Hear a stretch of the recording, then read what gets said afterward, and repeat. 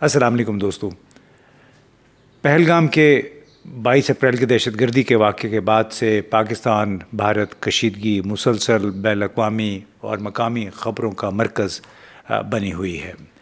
آج اسی کانٹیکس میں ایک تقریر آپ کے ساتھ شیئر کروں گا۔ یہ تقریر امریکی کانگریس میں 6 جون 2006 کو کی گئی اور یہ تھی صدر بل کلنٹن کے دورہ بھارت جو کہ مارچ 2000 میں ہوا تھا، یعنی اس کے تقریباً 6 سال کے بعد یہ تقریر ہوئی۔ اب یہ تقریر میں کیوں آپ کے ساتھ ڈسکس کرنا چاہتا ہوں، ایڈولفس ٹاؤنز وہ کانگریس ڈیموکریٹک پارٹی کے کانگریس مین تھے اور 2013 تک وہ کانگریس کا حصہ رہے۔ نیو یارک سے ان کا تعلق تھا اور وہ اس لیے میں کہہ رہا ہوں کہ پہلگام واقعے کے بعد میں نے 25 اپریل کو ایک شو کیا اور میں پہلا شخص تھا جس نے میڈلین آل برائٹ کی اس کتاب کا حوالہ دیا جس میں سابق امریکی صدر بل کلنٹن نے کہا تھا کہ چتیش سنگھ پورہ کا واقعہ جس میں 35-36 سکھ مارے گئے تھے وہ ہندو انتہا پسندوں کی کارستانی تھی۔ اب میں نے جب اس حوالے سے بات کی تو غالباً بھارت سے تعلق رکھنے والے کئی لوگوں نے مجھے کہا کہ یہ جو الفاظ تھے میڈلین آل برائٹ کی کتاب کے دیباچے میں لکھے تھے صدر بل کلنٹن نے، اور یہ الفاظ اس وقت کے پبلشرز نے بعد میں ہٹا دیے تھے۔ اب اس وقت انہوں نے یہ نہیں کہا کہ یہ الفاظ حذف کیوں ہو گئے تھے اس دیباچے سے جو کہ بل کلنٹن نے میڈلین آل برائٹ کی کتاب کے لیے لکھا۔ اب یہ وضاحت نہیں کی گئی کہ کتاب سے وہ حصے حذف کیوں کیے گئے، کیونکہ اس میں جو ہندو عسکریت پسندوں یا انتہا پسندوں پر الزام تھا وہ غالباً قابل قبول نہیں تھا بھارت کو، اور پھر بھارت جو پبلشرز تھے انہیں بھی، کیونکہ ان کے پیش نظر تو اس وقت 1.2-3 ارب کی آبادی تھی بھارت کی، اور ان کے پیش نظر ہمیشہ وہ بڑی آبادی ہوتی ہے جہاں پہ چاہے کتاب ہو چاہے کوئی بھی پروڈکٹ ہو وہ بہت زیادہ بکتی ہے۔ لہٰذا سیاسی دباؤ یا پش بیک کی وجہ سے جو ہارپر کالنز جو پبلشرز تھے انہوں نے اس چند الفاظ حذف کر دیے بل کلنٹن کے دیباچے سے۔ اب پہلگام کی طرح اس وقت بھی یعنی مارچ 2000 میں جب بل کلنٹن بھارت آ رہے تھے تو الزام براہ راست پاکستان پر لگا دیا تھا کہ یہ واقعہ جو ہے پاکستان نے کروایا ہے۔ ایک کشمیر کمیٹی جو کہ سن 2002 میں جموں کشمیر حکومت نے بنائی تھی، اس نے بھی یہ ڈٹرمن کیا تھا کہ دراصل یہ جو سکھوں کا قتل ہوا تھا مارچ 2000 میں وہ اس کی پاداش میں جو لوگ مارے گئے ذمہ دار ٹھہرا کے وہ مقامی دیہاتی تھے، ان کا تعلق کسی طریقے سے دہشت گردی کے واقعے سے نہیں تھا۔ اب صاف ظاہر ہوتا ہے کہ سیاسی دباؤ نے میڈلین آل برائٹ کی کتاب کے پبلشر کو بل کلنٹن کے دیباچے کے تعارف جو دیباچے کا کچھ حصہ جو تھا وہ حذف کرنے پر مجبور کیا۔ اب بدقسمتی ہے یا یہ حقیقت ہے تلخ کہ اسرائیل ہو یا ہندوستان، دونوں کا بڑی طاقتوں پر بہت زیادہ اثر و نفوذ ہے، جو اسی وجہ سے انسانی حقوق اور جمہوری اصولوں پر وہ سمجھوتا کر لیتے ہیں، کیونکہ اربوں ڈالر کے سودے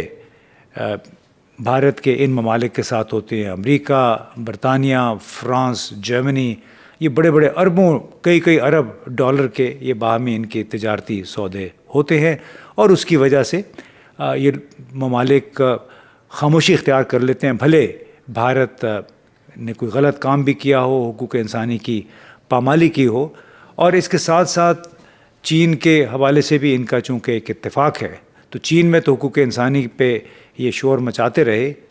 7 اکتوبر 2024 تک،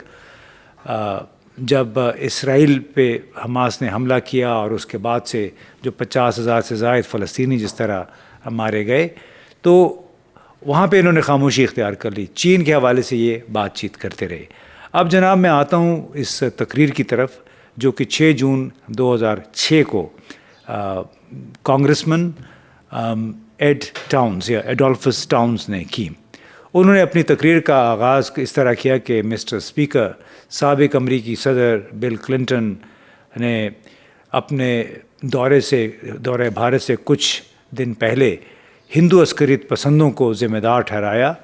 چتیش سنگھ پورہ میں 38 سکھوں کے قتل عام کے لیے. اب انہوں نے یہ بھی کہا کہ پنجاب ہیومن رائٹس کے ایک کونسل ہے، اس کے نتائج، اسی طرح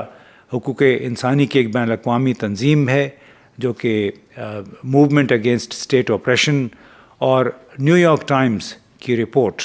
اور ان کے رپورٹ بیری بیرک کی ایک رپورٹ تھی. تو اس تمام کو بنیاد بنا کے ایڈولفس ٹاؤن نے یہ کہا کہ اور انڈورس کیا کہ صدر کلنٹن نے یہ لکھا تھا اور یہ کہا کہ میں ہندوستان کے دورے کے دوران کچھ ہندو عسکریت پسندوں نے 38 سکھوں کو قتل کر کے اور بہت ہی ایک غیر معمولی صورتحال پیدا کی. اگر میں بھارت نہ گیا ہوتا تو متاثرین شاید اب بھی زندہ ہوتے، اور اگر میں ڈر کی وجہ سے سفر نہ کیا ہوتا تو ظاہر ہے وہ پھر میں بطور صدر اپنا فریضہ انجام نہ دیتا. یعنی انہوں نے کہا کہ ایک بڑی تلخ حقیقت تھی کہ ایک ناخوشگوار واقعہ محض اس وجہ سے ہوا کہ میں وہاں جا رہا تھا اور پھر بھارت پاکستان کے درمیان کشیدگی پیدا کرنے کے لیے ایک یہ صورتحال پیدا کی گئی. اب براہ راست انہوں نے ایک سابق امریکی صدر، بہت ہی سمجھدار، پڑھا لکھا اور ہر بات ناپ تول کے کرنے والا ہوتا ہے، تو انہوں نے جب دیباچہ لکھا ہوگا میڈلین آل برائٹ کی کتاب کے لیے تو وہ انہوں نے ایسے ہی نہیں لکھ دیا کہ ہندو عسکریت پسند یا انتہا پسندوں نے سکھوں کو قتل کرنے کا پروگرام بنایا، اور اس کا بظاہر مقصد یہ لگ رہا تھا کہ پاکستان کو بدنام کیا جائے. اور جیسے میں نے پہلے کہا کہ حکومت نے، بھارتی حکومت نے بعد میں ذمہ داری قبول کرتے ہوئے یہ اعتراف کیا تھا کہ، اور یہ باتیں ساری وہ کر رہے ہیں ایڈولفس ٹاؤنز، کہ بھارتی حکومت نے ذمہ داری قبول کی تھی، اعتراف کیا کہ اس بات کہ کشمیریوں کو اس معاملے کا ذمہ دار ٹھہرانا یا ان پر الزام تلاشی کرنا وہ غلط تھا.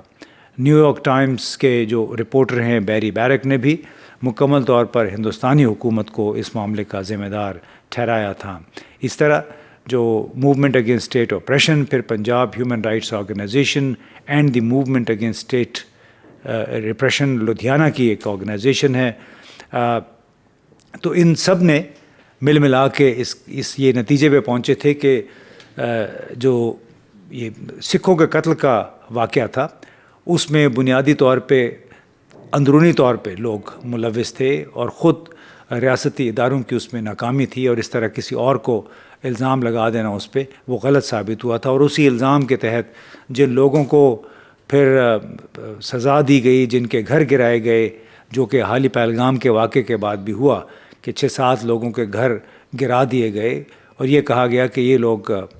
پہلگام کے واقعے میں ملوث تھے. یہی کام اس وقت بھی ستیش سنگھ پورہ میں بھی یہی ہوا تھا. اب ایڈولفس ٹاؤنز نے اپنی تقریر میں 2006 جون کی تقریر ہے، انہوں نے یہ بھی کہا کہ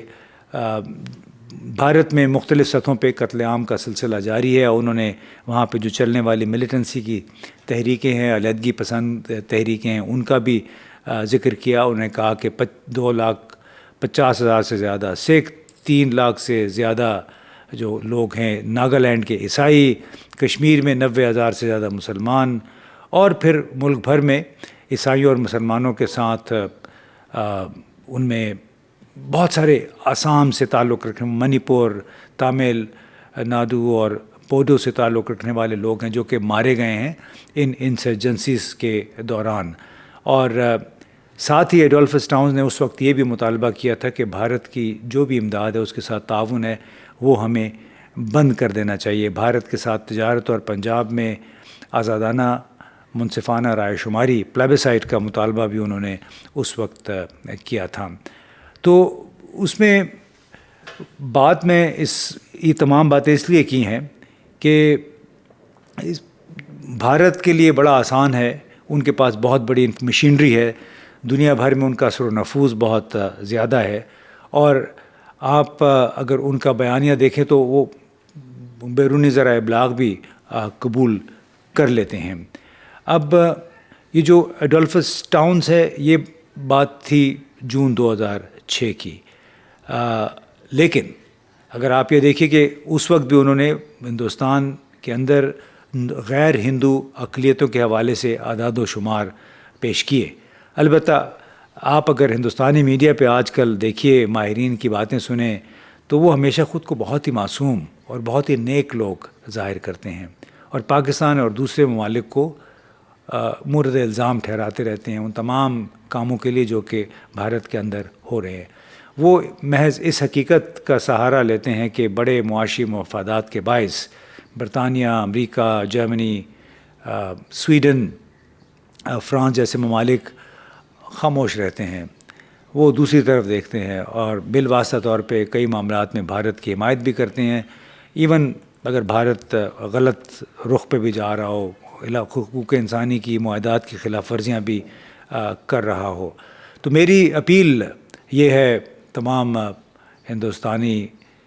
دوستوں سے، اینالسٹ سے، کہ آپ سب جانتے ہیں کہ جو کچھ جن چیزوں کا الزام پاکستان پہ آپ لگاتے ہیں، وہی کچھ ناگالینڈ، میزورام، منی پور، کشمیر اور کہاں کہاں پہ ہو رہا ہے۔ اس بات کا اعتراف کرنا چاہیے کہ حقوق انسانی کی خلاف ورزیاں اگر پاکستان میں ہوتی ہیں تو اگر آبادی کے حساب سے دیکھ لیں، تعداد دیکھ لیں، تو اس سے کہیں زیادہ پھر حقوق انسانی کی خلاف ورزیاں بھارت میں ہو رہی ہیں۔ یعنی بھارت کوئی پوتر نہیں ہے۔ جب بھی ریاستی مقاصد سامنے آتے ہیں، کوئی مقصد حاصل کرنا ہوتا ہے، اسٹیٹ آبجیکٹیوز، اس کے لیے پھر فالس فلیگ بھی ہو جاتے ہیں، اس کے لیے پھر لوگ دن دہاڑے براڈ ڈے لائٹ میں لوگ غائب بھی ہو جاتے ہیں، قتل بھی ہو جاتے ہیں، اور یہ وہ الزام ہے جو کہ سکھ، میزورام اور منی پور اور ناگالینڈ کے جو لوگ ہیں وہ فیڈرل گورنمنٹ یعنی جو نئی دلی حکومت ہے اس پہ لگاتے رہتے ہیں۔ تو لہٰذا ہم سب کو کوشش کرنی چاہیے کہ اعداد و شمار فیکٹس کی بنیاد پہ بات کریں، محض جذباتی ہو کہ صرف پیور ایک انڈین نیشنلسٹ کے طور پہ نہیں یا پیور پاکستانی نیشنلسٹ کے طور پہ نہیں، بلکہ ہمیں حقیقت کا بالکل اعتراف کرنا چاہیے۔ We should admit to the reality, to the ground realities and the figures جو کہ انڈیا میں اور پاکستان میں ہوتے ہیں۔ کوئی بھی پوتر نہیں ہے، کوئی بھی اینجل نہیں ہے، اور اجیت دوول، امیت شاہ جیسے لوگ بھی جو ہے اتنے سادہ اور معصوم نہیں ہیں جتنا آپ ان کو بنا کے پیش کرتے ہیں۔ اگر وہ سمجھتے ہیں کہ پاکستان ان کے ساتھ زیادتی کر رہا ہے، پاکستان کے کچھ پروجیکٹس ہیں انڈیا کے اندر چل رہے ہیں، تو جناب پاکستان میں بھی ٹی ٹی پی کی صورت میں اور Baloch liberation army, Baloch Republican army, Baloch liberation front کی صورت میں کافی سارے انڈین پروجیکٹس بھی چل رہے ہیں۔ بہت بہت شکریہ۔